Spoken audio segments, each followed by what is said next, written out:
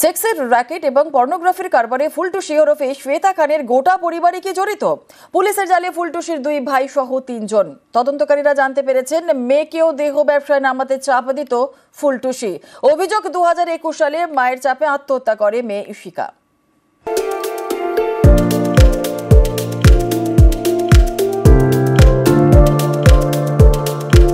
ঠিক এভাবেই ভিডিও বানিয়ে মেয়েদের ফেলা হতো ফাঁদে, তারপর দেহ ব্যবসায় নামার জন্য চাপ দেওয়া হতো। রাজি না হলেই মারধর, কিছুই বাদ যেত না। উত্তর 24 পরগনা তরুণীর অভিযোগ পেয়ে তদন্ত চালাচ্ছে পুলিশ। সেই তদন্তে তারপর এই খান পরিবারের আরও কীর্তি ফাঁস। পুলিশের সন্দেহ শুধু ফুলটুসির ছেলে আরিয়ান নয়, গোটা পরিবারই পর্ন ব্যবসায় যুক্ত।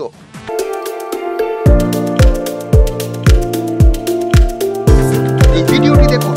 আরিয়ানের পিছনে রয়েছে ফুলটুসির ভাই মাশারুল খান।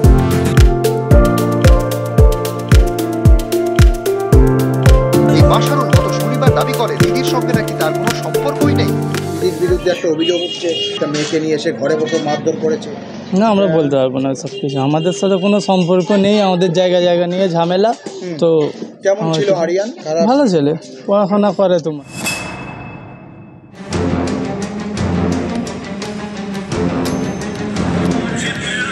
পুলিশের দাবি রবিবার থেকে পলাতক সে তার ভাই মাশারুল। সেই নাকি দিদির ব্যবসার সব হিসেব রাখত।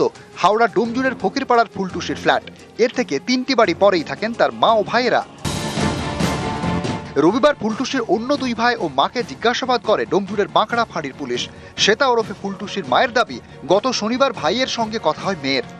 কন্ডাক্ট কোনো কাউর সাথে ছিল না, কন্ডাক্ট ওই ঈদের দিনেই ছিল। তখন ঈদের দিনে আমার 2টো ছেলের সাথে একটু কথাটা হয়েছে বোনের সাথে, আর আমাদের সাথে কথা হয়নি বোনের সাথে। ওরা বলছে বারবার তোমাদের সাথে কথা হচ্ছে। সেই যেদিন একটা কথা যদি হয়ে গেছে, তো হয়তো ভাইয়ের সাথে একটা কথা হতেই পারে।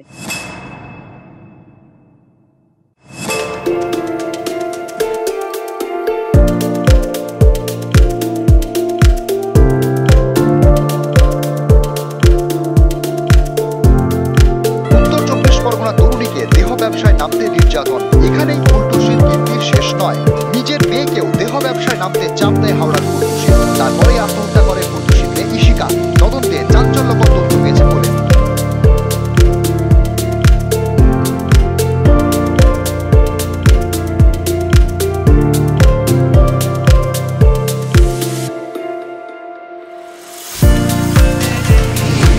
মেয়ে ইশিকাকে দেহ ব্যবসায় নামতে চাপ দিত ফুলটুসি। ইশিকাকে বাঁচাতে এগিয়ে এসেছিল তার 2 বন্ধু।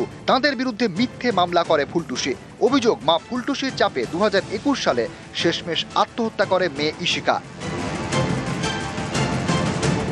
নিউজ 18 বাংলা।